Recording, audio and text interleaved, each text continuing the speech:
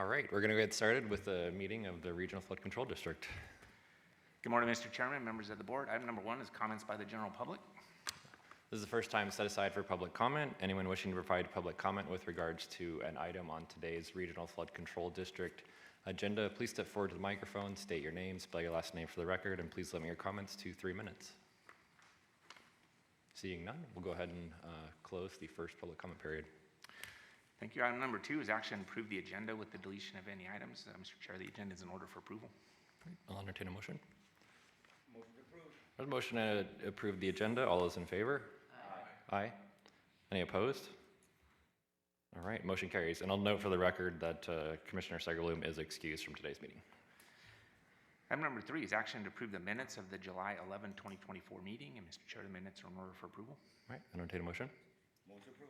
There's a motion to approve the minutes from the July 11th, 2024 meeting. All those in favor? Aye. Aye. Any opposed? The motion carries. Item number 4 is to discuss the general manager's monthly report. Mr. Chair, I did want to discuss one project that got completed just recently. It's one of the bigger projects that we've done. It's actually in the city of Las Vegas. So I'm going to talk a little bit about this, but I wanted to kind of get into a little bit of construction 101, just to kind of fill the board in on what it takes to build one of these projects and kind of fill the public in on why it takes, as long as it takes to build a storm drain like this. So this project is actually on Charleston. It's the Charleston Storm Drain. It's located between Boulder Highway and Maryland Parkway on Charleston. And then there was the second piece of the project that went north of Charleston along the Maryland Parkway alignment, and it extended up north about 3/4 of a mile to Stewart. So there's a lot of older neighborhoods to the east of that lateral that goes up Maryland Parkway that just doesn't have very good drainage because they're old neighborhoods. And I'll talk a little bit about some of the stuff that was done in one area of those neighborhoods in a minute. This was a very big project. 8,143 feet of box culvert were installed. Over 11,000 feet of round concrete pipe was installed, lateral pipes. There was 98 drop inlets and 91 manholes on this project. Pretty big project. This is one of the box culverts that was installed. This is a stick. It's an 18-foot wide by 8-foot high box. This one piece of box culvert weighs 30 tons, 60,000 pounds. So you need equipment as big as this forklift to move it off of a truck and haul it to where you need to put it. And then you need a crane, which is what you see on the left side of the photo, to be able to lift it up and lower it down into the trench. So very difficult to move these big structures around on the site. Because of the weight and the size of it, you can only haul one stick at a time to the site. So it took one truck for each stick of this box to haul it to the site. So that was about 1,100 truck trips to bring the box from the manufacturing plant to the site. And then when you think about this fact that this box is in the middle of a roadway, there was nowhere to stage these facilities. So they had to really work logistically with the precaster to make sure they were only delivering a certain number of boxes that they could store on site. You know, they couldn't bring too many or they wouldn't have anywhere to put them. So it was a lot of logistics involved with this. This is what the trench looked like in the middle of Charleston. So it was over 20 feet deep. They have to excavate all that material out with a big excavator. That material, there's nowhere to put it either. So they got to load that into a truck and haul it off site and store it somewhere. Once they dig the trench, they have to put the support in there, the rigging that keeps the trench safe for the workers while they're inside the trench so that the sides don't collapse in. You can see in the lower right of that photo, the kind of gray pipes. Those are existing utilities that had to be protected in place while they installed these boxes. And then on top of that, there was groundwater at the bottom. Once they dug down, they got to groundwater, so they had to dig wells and then pump that groundwater out to get a stable surface to put the box on.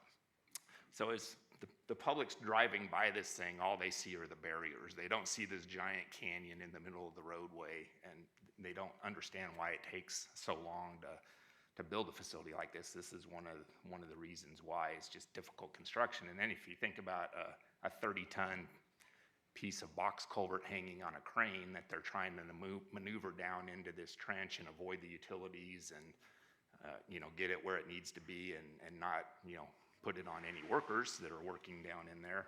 It's a dangerous and difficult thing to do. I mentioned some neighborhood hotspots. The photos on the left show what happened in July 2022. There was a rain event in the downtown area that brought a lot of runoff in this location. There was a lot of mud. You can kind of see a high water mark on that column on the upper left photo. So these houses were impacted. They've been historically impacted quite often by floods in this area.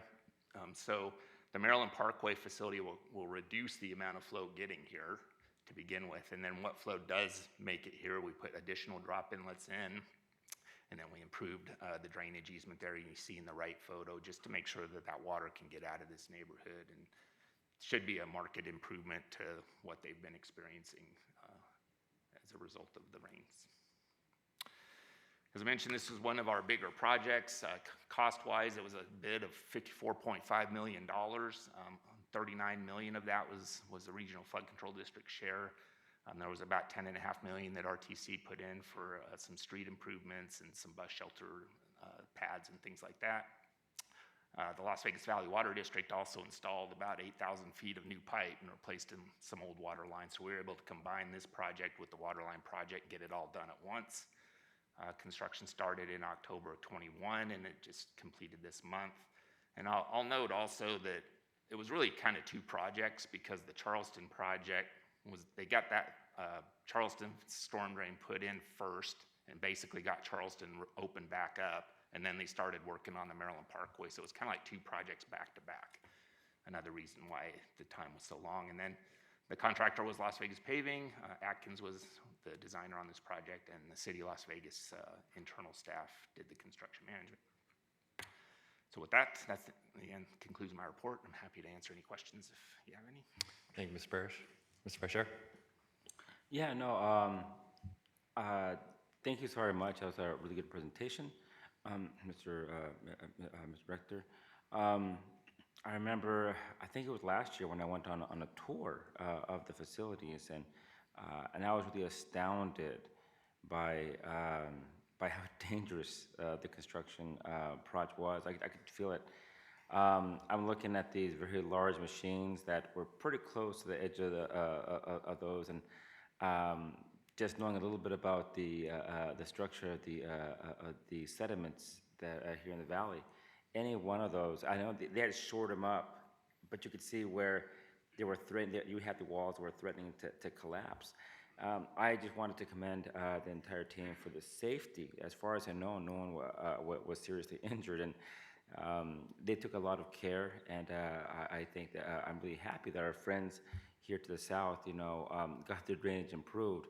But I'm really happy that it was done apparently on time, pretty close to budget, and with safety. And again, looking at it, eyeballing these things right here firsthand, I was really impressed. So again, hats off to the entire team. Yeah, thank you for those comments.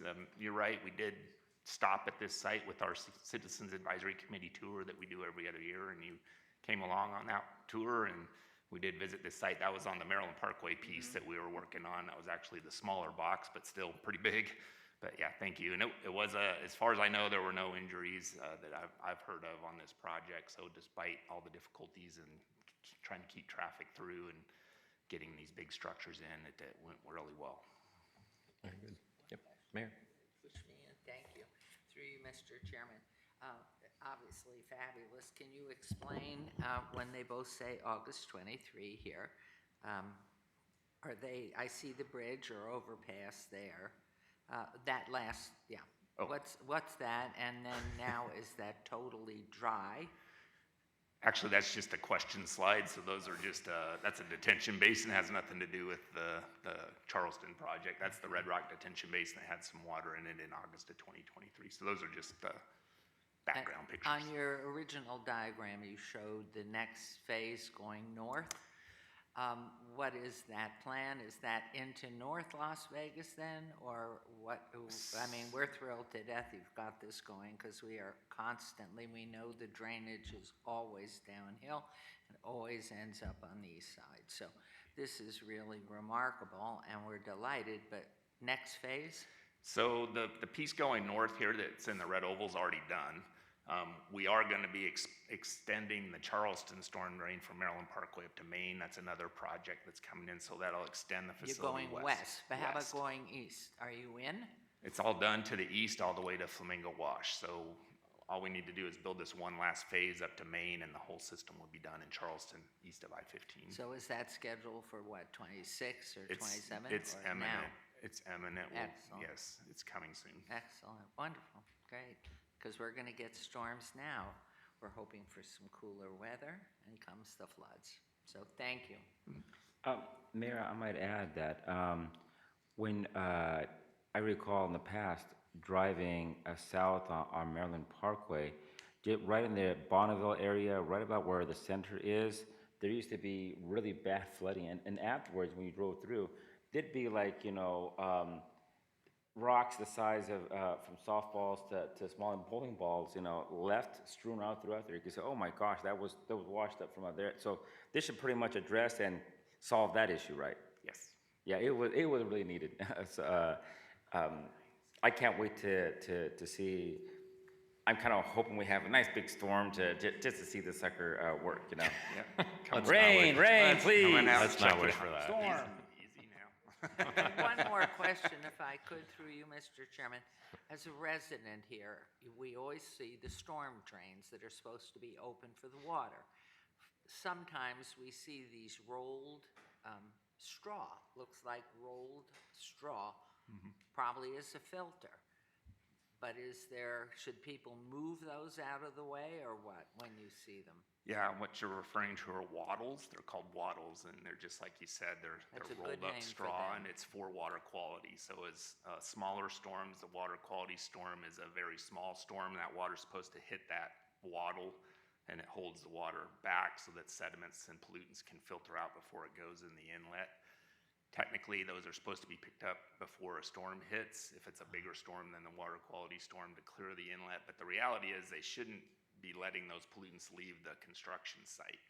So they should be putting those barriers up on the construction site perimeter and not necessarily around a drop inlet, and catch it before it gets to the drop, before it even enters the street. So is really. there any responsibility to a driver or resident in a storm seeing those pillows out there to do something or no? Well, I wouldn't recommend they do anything other than to call the Public Works Department, or they can call our office, and we'll ask someone to go out and check it out. Thank you, thank you. Very good. Any other questions or comments? Seeing none, I'll turn it back to Mr. Parrish. Thank you. Part 2 of your agenda is the consent agenda. These are items 5 through 13 and are considered to be routine and may be acted upon in one motion. All right, I'll entertain a motion to approve the consent agenda. Move to approve. Motion on the floor. All those in favor? Aye. Aye. Any opposed? Motion carries. Part 3 of your agenda is discussion items. Item 14 is State Route 163, Phase 2 Sediment Basin, Clark County. Item 14A is action to accept the project presentation. Item 14B is action to approve and authorize the chair to sign the interlocal contract for construction. Mr. Chair, we do have a presentation prepared for this item, and Mr. Nelson Baggs with GCW is going to present today. Good morning, everyone. My name is Nelson Baggs. I'm from GCW, and I will be presenting on behalf of Clark County.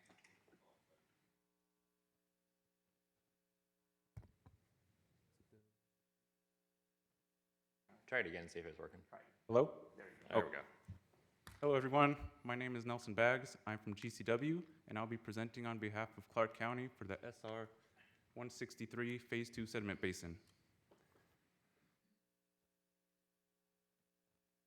This project is for a 1.6 acre-foot sediment basin that is located in Laughlin, Nevada, on the south side of the SR 163, about a quarter-mile west of the Colorado River. This slide shows the project in relation to existing and future regional facilities. Some facilities that I will point out is a 12-foot by 7-foot reinforced concrete box culvert upstream of the project site, and there's also a 78-inch reinforced concrete pipe downstream of the project site. And it's not labeled here, but there's also a 10 by 3 reinforced concrete box culvert that we are extending with this project around the center of the sediment basin. Here are existing condition photos of the facilities that I pointed out. On the top left, you can see the 12-foot by 7-foot concrete box culvert. On the top right, you can see that 10 by 3 concrete box culvert that we are extending with this project. On the bottom left is that 78-inch RCP reinforced concrete pipe that is just downstream of the project. And on the bottom right is just an overall view of the project site. And as you can see in these photos, sediment is substantial in this corridor. This is an overall view from above of the proposed facility. Some features that I will note, starting from the upstream left-hand side, is a grouted riprap inflow. And then as you move downstream to the right, you can see the 10-foot by 3-foot concrete box culvert that we are extending to the sediment basin. And then moving downstream, we have 2 concrete baffle walls which hold back the sediment. And then at the downstream end of the facility, there's a small concrete channel portion before it drops into the 78-inch reinforced concrete pipe. Section A is a typical section for this facility. So the majority of this facility is earthen-lined, trapezoidal in shape, and has 3-to-1 side slopes. And you can see from this section that there is a 15-foot access ramp that goes down into the facility for maintenance on the southern bank. And there's also a 17-foot maintenance road that extends completely along the southern bank. And here are those locations of the 2 concrete baffles and their typical sections. The first concrete baffle is 3.5 feet high. The second one is 1.4 feet high. And as you can see in these sections, there is a ramp that goes up and down so that the maintenance vehicles can get to all parts of the sediment basin. For the project cost, here's a breakdown. For design engineering, a little over $769,000. For environmental, $125,500. For right-of-way, just under $4,000. For construction, just over $1.7 million. For construction management, $105,000. And for entity construction management labor, $40,000, for a grand total of approximately $2.7 million. So the project status, the 100% submittal is complete. We have all environmental permits. We have the NDOT encroachment permit, and no additional right-of-way is required. The award of bid date is slated for November of this year with a construction start date of May of next year, and the construction duration will last approximately 6 months. Any questions? Thank you very much for the presentation. Any questions? Seeing none, I will entertain a motion. All right, there's a motion to accept the project presentation, approve and authorize the chair to sign the interlocal contract. All those in favor? Aye. Any opposed? Motion carries. Thank you. Item 15 is Flamingo Wash Cimarron Branch, Russell Road to Patrick Lane, Clark County. Item 15A is action to accept the project presentation. Item 15B is action to approve and authorize the chair to sign the interlocal contract for construction. This is another request for construction funding and for a project in the county, and we have another presentation prepared. Mr. Clark Barlow with Atkins Realis is presenting today.